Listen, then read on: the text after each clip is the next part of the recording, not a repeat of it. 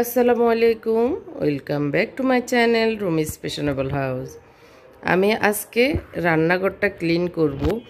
রাতে এই শেলফটা এখানে সেট করেছি, যার কারণে সব এলোমেলো হয়ে আছে এটা সেট করতে গিয়ে। তো এখন হচ্ছে সকাল 10টা। আমার হাজব্যান্ড নাস্তা করে চলে গিয়েছে অফিসে, আমিও করে নিয়েছি। এখন আমি একটু চা খাবো।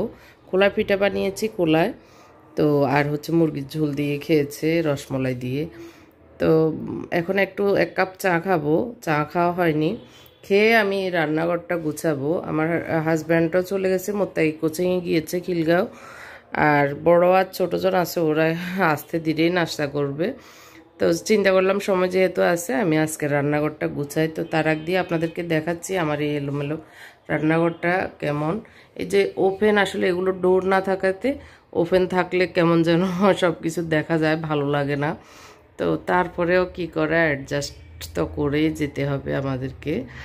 তো এখন চলুন শুরু করি। একটু আমি প্রথমে চাটা খাই, তারপরে গুছানো শুরু করব।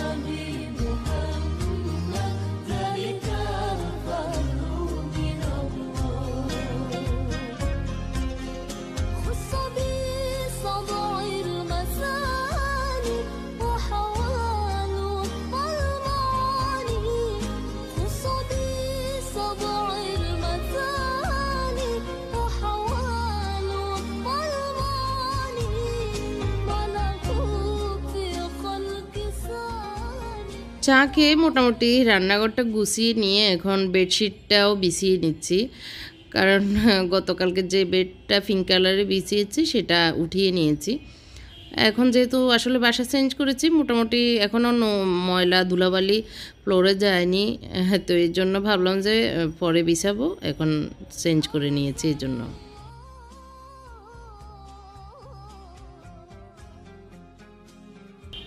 তো এই বেডশিটটা বিছিয়ে নিয়েছি, মোটামুটি ঘরের কাজ শেষ, এখন রান্না করব। তো রান্না আজকে একদমই সিম্পল, ওরা পছন্দ করে সেই রকমই রান্না করব।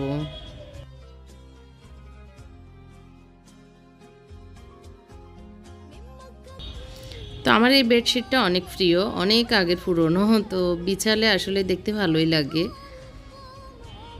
এই বাসায় আসার পর থেকে অনেক বোনেরাই আসলে বলতেছেন, কেউ বলতেছেন রান্নাঘরের ট্যুর দিতে, কেউ বলতেছেন ড্রয়িং রুমের ট্যুর দিতে। তো আমি বুঝতেছি না আসলে কোনটা আগে দিব কোনটা পরে দিব।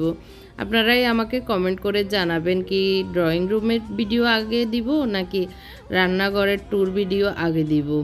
তো আপনাদের মতামতের উপর ভিত্তি করেই আমি চেষ্টা করব কোনটা আগে কোনটা পরে সিরিয়ালি দেওয়ার। তো রান্নাঘরে মনে হচ্ছে চুলাটা মুছে নিয়েছি আগে, তারপর মনে হচ্ছে যে সুইচগুলো একটু ময়লা হয়ে আছে, তো আবার একটু ঘষে নিলাম। এই তো টুকিটাকি এভাবে করে করে আমার ঘর গুছানো, ঘরের কাজ এবং বিজনেসের কাজ চলছে।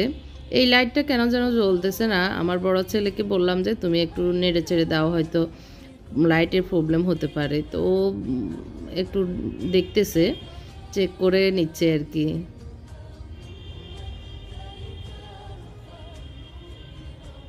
তো লাইটের আসলে প্রবলেম না, এটা মনে হয় সকেটের গোড়ায় কোনো সমস্যা, লোডে চড়ে উঠলেই এটা অফ হয়ে যায়, অন হয়ে যায়, মিস্ত্রি আনতে হবে আর কি।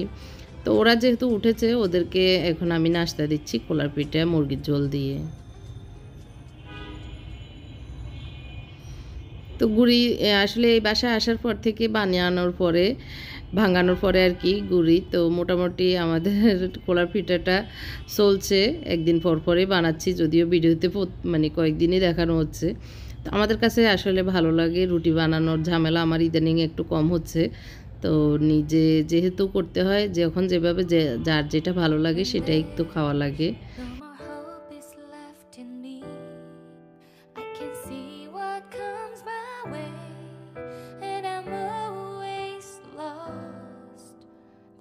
তো আমার রান্নাঘরের মোটামুটি অনেকগুলো কাজই শেষ হয়ে গেছে। আর সামান্য কিছু ওলট পালট বাকি আছে, কারণ যখন যেভাবে রাখতেছি মনে হচ্ছে এভাবে করলে ওইভাবে ভালো হবে, এর চিন্তা থেকে আসলে মোছামাছিও শেষ হচ্ছে না আর গুছানোও শেষ হচ্ছে না। তারপরেও দেখি শেষ করে ফেলারই চিন্তা করতেছি।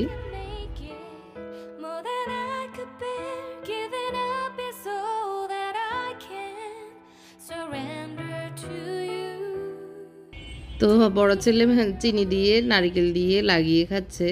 তো এই কয়েলটা আসলে অনেক মানে হয়, ধোঁয়া হয়, চোখ জ্বলে। এই জন্য বললাম যে এটা একটু চেঞ্জ করে এনে দাও, তাহলে রাতে আর ঝামেলা হবে না। তো রান্নার জন্য এখন যা যা কুটা দরকার কুটে নিচ্ছি। আমার যে ক্যাপসুল কাটার একটা চপার আছে সেটা আজকে বের করে নিয়েছি, এখনও ধরিনি, মানে ধুতে হবে। ওইটা কাঠনে ছিল, তো আজকে বের করে শুরু করব ইউজ করা। তো আমি সিম্পল রান্না আজকে করছি, খিচুড়ি, একদমই নর্মাল খিচুড়ি। আর মুরগির গোস্ত একটু আছে, আর হচ্ছে খাবে ডিম দিয়ে।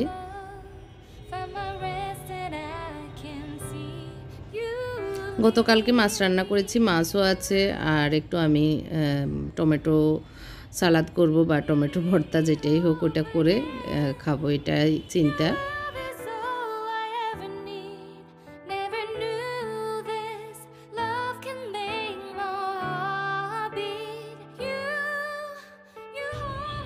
তো অনেক বোনের আমার এই বক্সটা পছন্দ হয়েছে, অনেকেই জিজ্ঞেস করেছেন কত দিয়ে নিয়েছি, কোথা থেকে নিয়েছি। এটা নিউ মার্কেট থেকে নিয়েছি।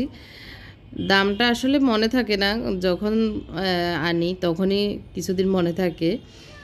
মেবি 2000 টাকা দিয়ে, আমার এখন মনে আসতেছে না আসলে।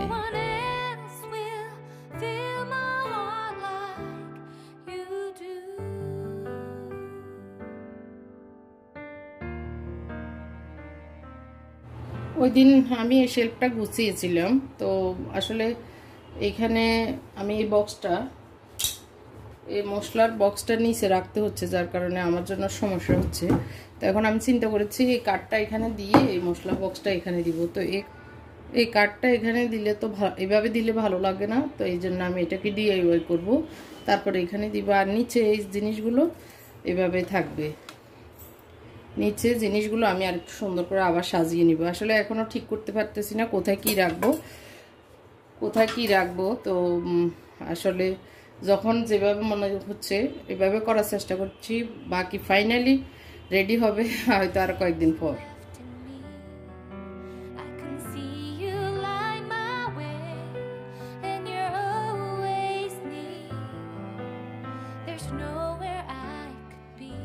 এখন 12:30 বাজে।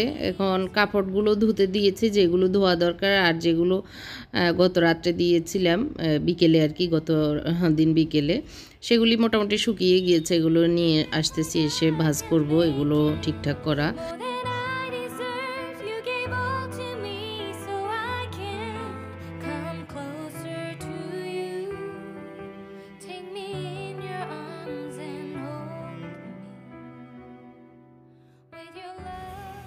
আমার ভিডিওগুলি আপনাদের কাছে কেমন লাগে কমেন্ট করে অবশ্যই জানাবেন। যারা নতুন এসেছেন আমার চ্যানেলটিকে সাবস্ক্রাইব করেননি, প্লিজ আমার চ্যানেলটি সাবস্ক্রাইব করবেন এবং পাশে থাকা ছোট্ট বেল বাটনটিও চাপ দিবেন। আর যারা ইনস্টাগ্রামে ইউজ করেন, আমার এই ইনস্টাগ্রাম অ্যাকাউন্টেও আপনারা ফলো করতে পারেন আমাকে। ইনস্টাগ্রামে আমি আমার বিভিন্ন রুম ডেকর আইডিয়াগুলো শেয়ার করি, আপনারা চাইলে সেখানেও আমাকে দেখতে পারেন। ভালো লাগার একটি কাজ, সেটি হচ্ছে গাছের যত্ন নেওয়া, গাছ নিয়ে নাড়াচাড়া করা। তো একটু একটু করি, সময় যদিও বেশি একটা পাই না, যতটুকু পাই চেষ্টা করি আমার গাছগুলির যত্ন নেওয়া।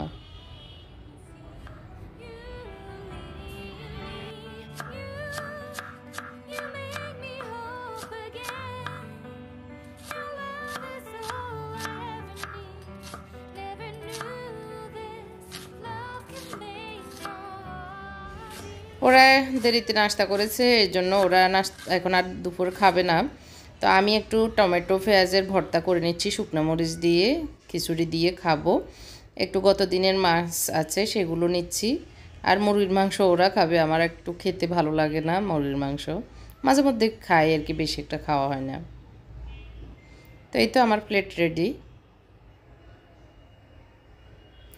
তো খেয়ে দিয়ে আসলে কিছুক্ষণ রেস্ট নিয়েছি, নিয়ে আমার ডিপ ফ্রিজটা আজকে ক্লিন করতেছি। এরকম পুরোনোটাকে ক্লিন করে অনেক সুন্দর করে ফেলতেছি। তো এক আপু আমাকে গত কয়েকদিন আগে একটা প্রশ্ন করেছেন যে ডিপ ফ্রিজের উপরে আমি কিভাবে প্রিন্ট করেছি। তো সেই জন্যই ভাবলাম যে একবার ভেবেছি দেখাবো না। তো আবার মনে আসলো যে না, আমি কিভাবে করি আমার কাজগুলি আপনাদের সাথে শেয়ার করি। তো এটা হচ্ছে দেখতে পাচ্ছেন একটা পেপার আমি ঘাম দিয়ে লাগিয়েছি। এটা ওয়াল পেপার আর কি, ঘাম লাগানো ছিল, ঘাম আমি লাগাইনি, এটা পেপারের নিচে ছিল। তো সেটা দিয়ে এটা ডিপ ফ্রিজের উপরে দিয়েছিলাম। তো বেশ কয়েকদিন গেছে, মানে 1 বছরের মতো এভাবে ছিল। তো ভাবলাম যে এটা এখন দাগ টাগ পড়ে গেছে, উঠিয়ে ফেলি। উঠিয়ে আমার হাজব্যান্ডটা বলতেছে এটা উঠাই ফেলো, এটা দেখতে আর ভালো লাগতেছে না। তো আজকে যেহেতু একটু সময় পেয়েছি বিকেলে, এখন আসরের নামাজ পড়ার পরে আর কি, তো এই সাইডটাও মুছে নিচ্ছি, ফ্রিজগুলো উপরে বাইরের অংশটা মুছে নিচ্ছি, কারণ লোকেরা যখন আনে হাত লেগে লেগে কিন্তু অনেক নোংরা হয়ে যায়। তো ভাবলাম যে একটু মুছে নিই। তো ডিপ ফ্রিজটাও ক্লিন করতেছি উপরের অংশ, আর যে নর্মাল ফ্রিজ সেটাকেও আমি ক্লিন করে নিচ্ছি। হালকা হাতে আমি একটু তারের যে সোফাগুলো সেগুলো দিয়ে একদম জাস্ট নর্মাল করে হাতটাকে রেখে একটু ঘষা দিয়ে এগুলো ক্লিন করে নিচ্ছি। আর স্প্রেতে আমি দিয়েছি, অনেক আপনারা প্রশ্ন করেন যে এটা কি আমার বানানো নাকি কি স্প্রে দিই।